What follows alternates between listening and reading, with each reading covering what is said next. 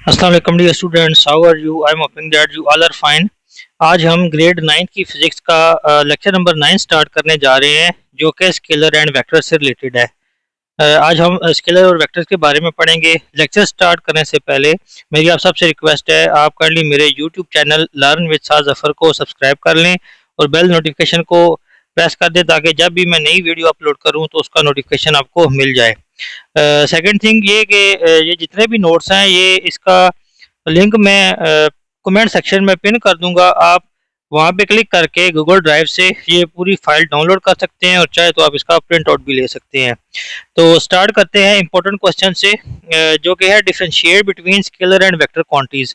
तो अभी तक हमने फिजिकल क्वांटिटीज के बारे में पढ़ा है। मैंने आपको बताया था जितनी भी फिजिकल क्वांटिटीज हैं वो क्या होती हैं, all measurable quantities are called physical quantities. हर वो क्वांटिटीज जिसको हम मेजर कर सके वो फिजिकल क्वांटिटीज हैं। अब हमने फिजिकल क्वांटिटी को फर्दर आगे टू मजीद कैटेगरीज में डिवाइड किया है। एक को हम कहते हैं स्केलर क्वांटिटीज और एक को हम कहते हैं वेक्टर क्वांटिटीज। अब स्केलर में और वेक्टर में क्या फर्क है? अगर हम स्केलर क्वांटिटीज की डेफिनेशन देखें तो उसकी डेफिनेशन क्या कहती है? Those physical quantities, those physical quantities which are described by which are described by magnitude only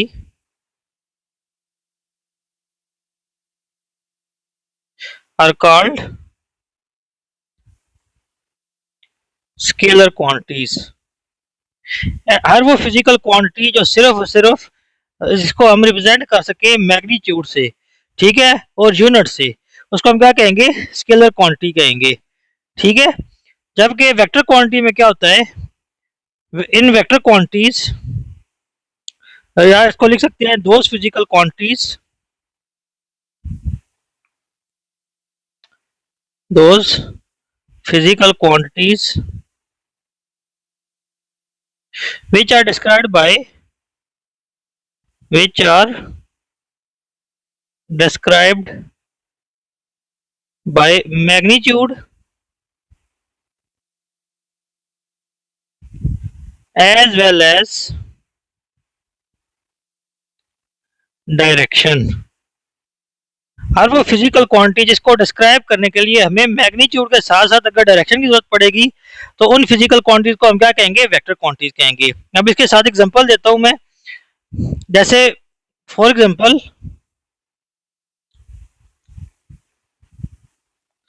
time, pressure, temperature, distance. देखिए जैसे टाइम है, टाइम क्या है? स्केलर क्वांटिटी है। प्रेशर, टेम्परेचर, डिस्टेंस, ये भी क्या है? स्केलर क्वांटिटीज हैं। ये स्केलर क्वांटिटीज क्यों है? क्योंकि इनको डिस्क्राइब करने के लिए हमें डायरेक्शन की जरूरत नहीं पड़ती। फॉर एग्जांपल मैं अगर बात करूं तो मैं कहता हूं कि जो है मैं जो वीडियो रिकॉर्ड कर रहा हूं ये सपोज करें 10 मिनट्स में होती है। तो अब मुझे डायरेक्शन बताने की जरूरत नहीं है कि मतलब किस डायरेक्शन में वीडियो रिकॉर्ड हो रही है। ठीक है। इसी तरह टेम्परेचर है, टेम्परेचर भी एक स्केलर क्वांटिटी है। टेम्परेचर बढ़ाने, आप कम करें या ज्यादा करें, तो उसको एक्सप्रेस करने के लिए आपको डायरेक्शन नहीं चाहिए। तो जब आपको डायरेक्शन नहीं चाहिए तो फिर हम कह सकते हैं कि टेम्परेचर भी क्या है? टेम्परेचर भी एक स्केलर क्वांटिटी है। इसी तरह जो डिस्टेंस है, डिस्टेंस भी क्या है? स्केलर क्वांटिटी है। डिस्टेंस क्या होता है? दो पॉइंट के दरमियान जो लेंथ होती है उसको हम डिस्टेंस कहते हैं। तो डिस्टेंस को डिस्क्राइब करने के लिए हमें डायरेक्शन की जरूरत नहीं पड़ती, लिहाजा ये भी क्या हो गई? ये भी एक स्केलर क्वांटिटी हो गई। अगर हम वेक्टर क्वांटिटीज की बात करें तो हम बात करते हैं वेक्टर क्वांटिटीज की। तो अब इसकी एग्जांपल देते हैं। For example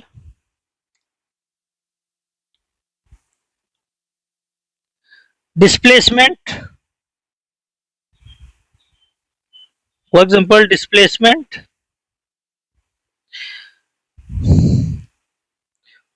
velocity, force. ठीक है। ये क्या है? ये सारे के सारे क्या है? ये वेक्टर क्वांटिटीज है। Are are vector quantities.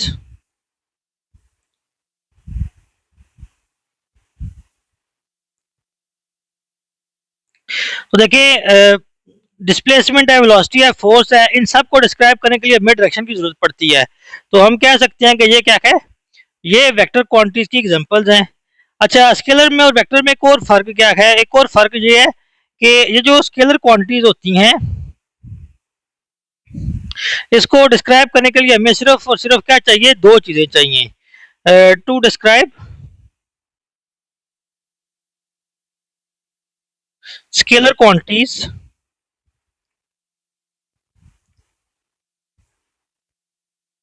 We need magnitude and unit only.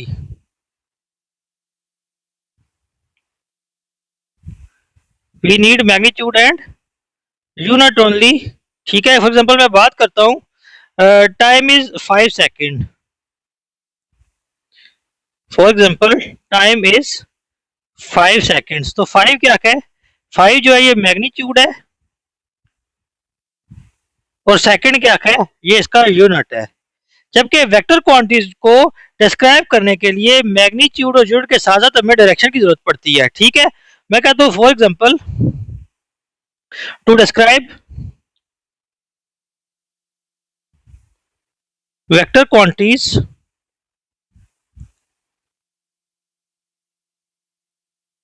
To describe vector quantities, मैं यहाँ पे एग्जांपल ले लेता हूँ, जैसे डिस्प्लेसमेंट है।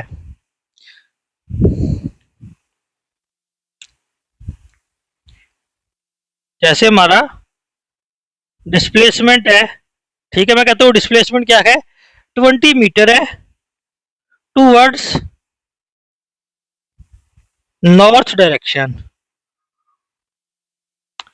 तो डिस्प्लेसमेंट क्या हो गया, डिस्प्लेसमेंट एक वेक्टर क्वांटिटी होगी क्योंकि यहाँ पे मैंने नॉर्थ डायरेक्शन का जिक्र कर दिया है। ठीक है, इसी तरह मैं कहता हूँ force is force of 10 Newton is acting on left side. अब देखिए लेफ्ट साइड है या राइट साइड है, ठीक है, मैग्नीट्यूड यूनिट के साथ साथ क्या आ रही है, डायरेक्शन का जिक्र आ रहा है। तो ये सारी सारी क्या है, ये वेक्टर क्वांटिटीज हैं।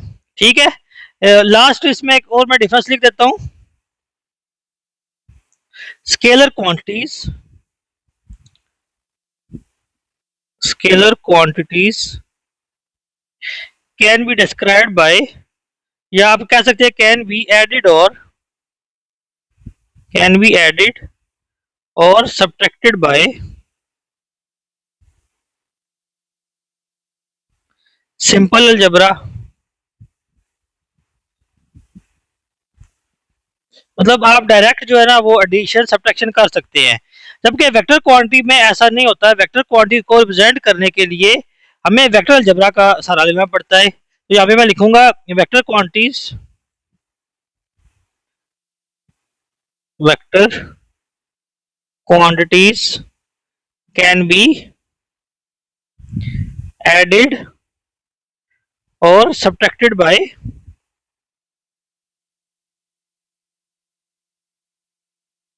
Vector algebra. ठीक है, वेक्टर क्वांटिटीज को ऐड या सब्ट्रैक्ट करने के लिए हमें क्या करना पड़ेगा, हमें वेक्टर अलजेब्रा का सहारा लेना पड़ेगा। ठीक है, तो ये आपका एक क्वेश्चन हो गया कंप्लीट। अब मूव करते हैं हम नेक्स्ट क्वेश्चन की तरफ। नेक्स्ट क्वेश्चन क्या है, question number 2।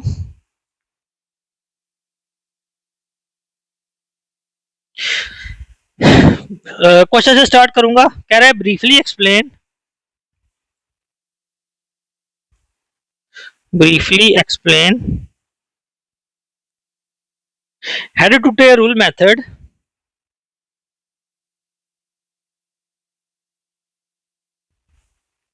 head to tail rule method for representation of vectors, for representation of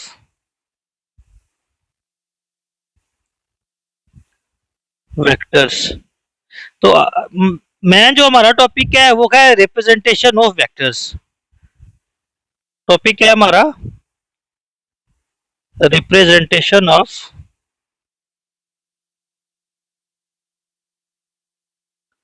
vectors. देखिए बात ऐसे है, अभी हमने पढ़ा कि वेक्टर को ऐड सब्ट्रैक्ट करने के लिए हमें क्या करना पड़ेगा, वेक्टर अलजेब्रा का सहारा लेना पड़ेगा। तो वेक्टर क्वांटिटीज को चूंकि डायरेक्शन की इन्वॉल्वमेंट की वजह से थोड़ा सा डिफिकल्ट हो जाता है, मतलब इसको ऐड या सब्ट्रैक्ट करना। उसके लिए फिर हमें क्या करना पड़ता है, वेक्टर को रिप्रेजेंट करना पड़ता है। अब वेक्टर को रिप्रेजेंट करने के दो मेथड है, ठीक है। तो देयर आर टू मेथड्स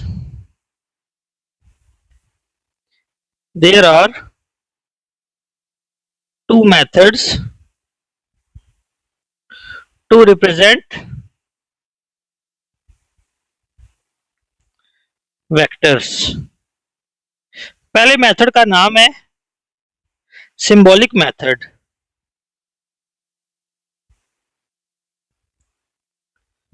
और जबकि दूसरे मेथड का नाम है head to tail rule method. Head to tail rule method.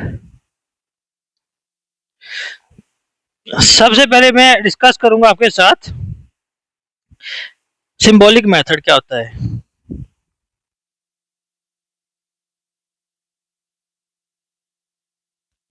जैसा कि नाम से जाहिर है, सिंबॉलिक मेथड मतलब हमने क्या करना है, सिंबल्स का सहारा लेना है। हमने वेक्टर्स को सिंबल के साथ रिप्रेजेंट करना है, ठीक है। तो मैं यहाँ पे लिख सकता हूँ, vectors are written as in symbolic method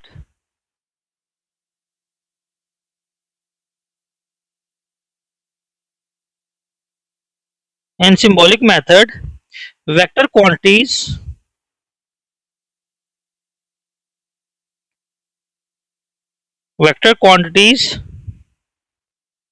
are expressed as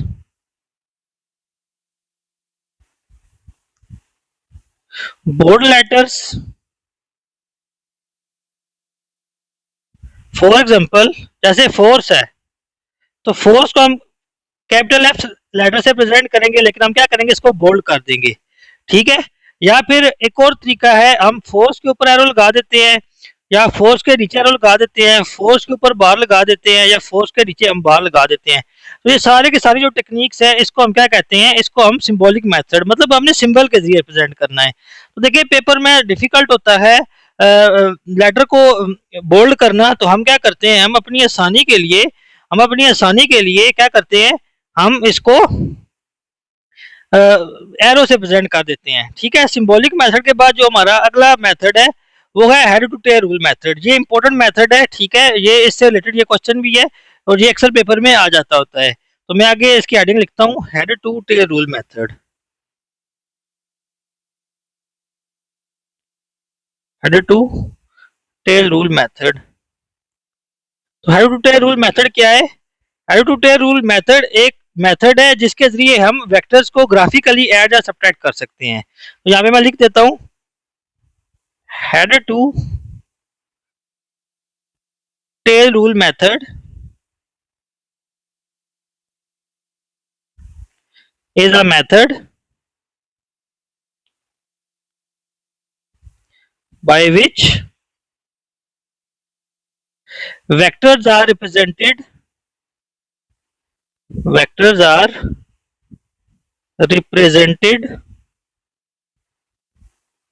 graphically.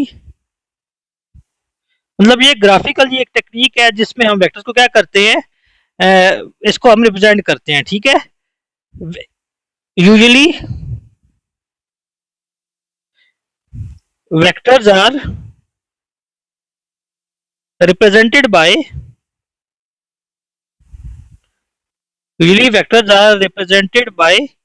an arrow, ठीक है। हम वेक्टर्स को किससे रिप्रेजेंट करते हैं, एरो के से रिप्रेजेंट करते हैं, ठीक है। In this method we can add और सब्ट्रैक्ट टू और मोर देन टू वेक्टर्स।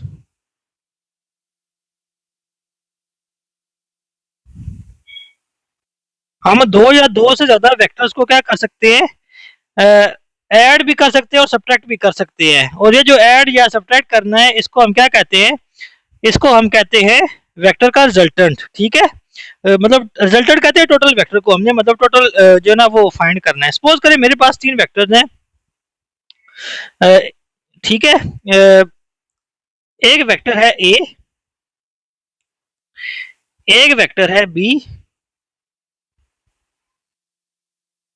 और एक वेक्टर है मेरे पास सी। अब आप देख सकते हैं जो तीनों वेक्टर है उनकी डायरेक्शन डिफरेंट है। अब मैं इनको ग्राफिकली ऐड करना चाहता हूँ, तो ये जो वेक्टर की साइड होगी इसको हम टेल बोलेंगे, और ये जो दूसरी साइड है इसको हम हेड बोलेंगे। हमने head to tail rule method में क्या करना है, हमने head to tail rule method में एक वेक्टर के हेड के साथ, सपोज करें मेरे पास वेक्टर ए है, एक वेक्टर के हेड के साथ हम दूसरे वेक्टर की क्या करेंगे, टेल को ज्वाइन करेंगे। फिर दूसरे वेक्टर की टेल के साथ तीसरे वेक्टर के फिर दूसरे वेक्टर के हेड के साथ तीसरे वेक्टर की टेल को ज्वाइन करेंगे, और इस तरह हमें एक रिजल्टेंट वेक्टर मिलेगा आर। ठीक है, रिजल्टेंट वेक्टर कैसे मिलेगा, तीनों वेक्टरों को ऐड करने से। तो ये बनेगा ए प्लस बी प्लस सी। तो ये क्या किया हमने, वेक्टर्स को ग्राफिकली ऐड कर दिया। ठीक है, तो इसी टेक्निक को हमने head to tail rule method का नाम दिया है। ठीक है, अब इसमें आपने एक चीज का ध्यान रखना है कि जो रिजल्टेंट वेक्टर होगा उसकी हेड के साथ हेड ज्वाइन करेगी और टेल के साथ टेल ज्वाइन करेगी। ठीक है, तो ये रिजल्टेंट वेक्टर हमने फाइंड किया। Head to tail rule method के जरिए हम दो या दो से ज्यादा वेक्टर्स को हम क्या कर सकते हैं, ऐड भी कर सकते हैं, सब्ट्रैक्ट भी कर सकते हैं। अगर डायरेक्शन सेम होगी तो वेक्टर ऐड होंगे, और अगर डायरेक्शन अपोजिट होगी तो वेक्टर को हमने क्या करना है, सब्ट्रैक्ट करना है। और सो आपको ये लेक्चर क्लियर हो गया होगा। मिलते हैं नेक्स्ट वीडियो में। टेक केयर, अल्लाह हाफिज।